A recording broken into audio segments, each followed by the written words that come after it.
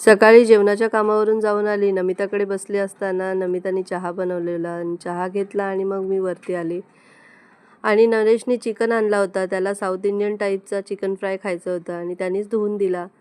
त्याच्यामध्ये एक पूर्ण लिंबू कट करून त्याला रस काढून घेतला आणि त्याच्यामध्ये अद्रक लसूणची पेस्ट 1 चमचा घातली आणि कोथिंबीर, पुदिना आणि हिरवी मिरचीची पेस्ट घातली. तंदुरी मसाला, लाल तिखट 1 चम्मच आणि हळद.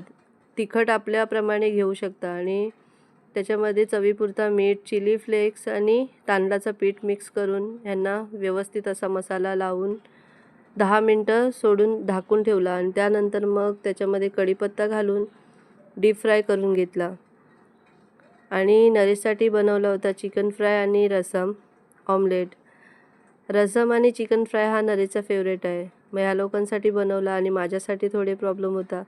सकाळी नाश्त्याला नानूला बनवला होता पास्ता. तोच पास्त्यावर थोडीशी आलू भुजियाची शेव टाकली आणि मग मी माझा जेवून घेतला.